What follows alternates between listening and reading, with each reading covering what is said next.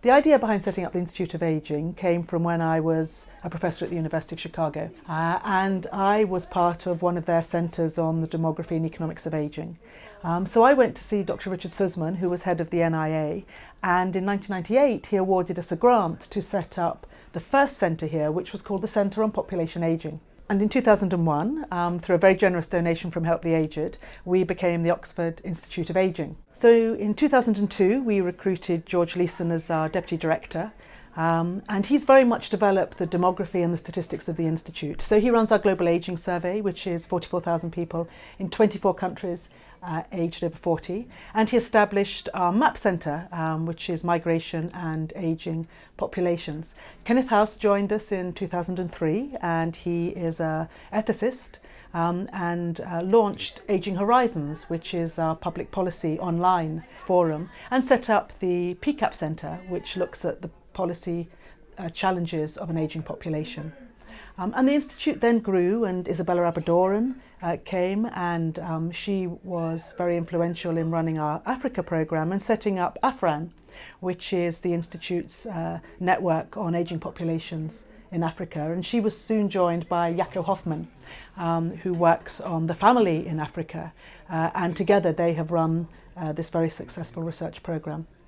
But I think because of that, George decided to launch a programme in Latin America. We call it LANA. And we also established EAST, which is looking at research in Eastern Europe.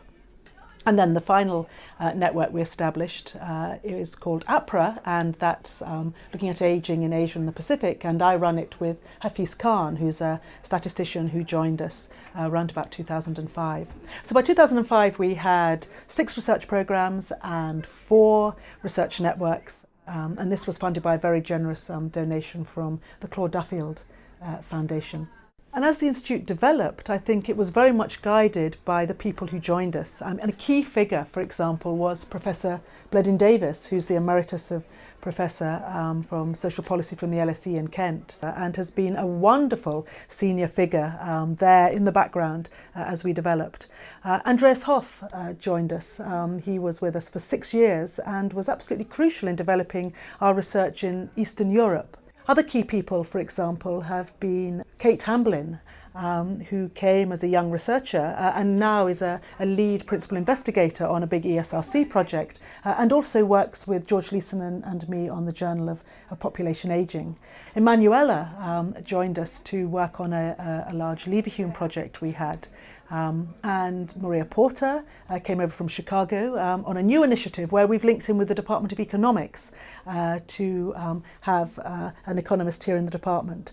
But we also mustn't forget the importance of our Research Administration Office, which has grown and developed, but very much under the direction of Angelika Kaiser, who is our research administrator, who works very closely with Debbie Alder and Rakesh, who's our finance officer. We now have this wonderful hub of support staff who help us get our research grants, help us run our workshops and our conferences and our seminar series, and are a crucial aspect to the Institute. And the other really big thing, I suppose, that has happened over the last few years is our growth in PhD students. We currently have 18 DPhils working on a variety of multidisciplinary topics, and they have been a tremendous boost to the Institute and its work. And also our visitors programme, which is run jointly by George Leeson and Jaco Hoffman. And then our research assistants, for example, Nana, who works with me on research in Asia. Sue Marcus, who was with us for 5 years and was a wonderful researcher in our publications. And Elise and Pavel, who worked with Kenneth on Ageing Horizons. We've managed to bring such a fantastic group of multidisciplinary researchers together. Individuals have done work for the Royal Society, for the World Economic Forum. We've worked with DEFRA in the Department of Education. We've done work with the UN.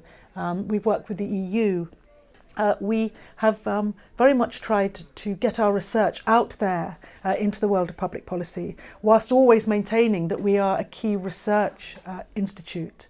And I think the fact that we've reached 10 years has been a real sign that it was the right idea at the right time, but also that bringing together a multidisciplinary team from across the world and putting them in one place within the University of Oxford maybe has been the key to the Institute's success.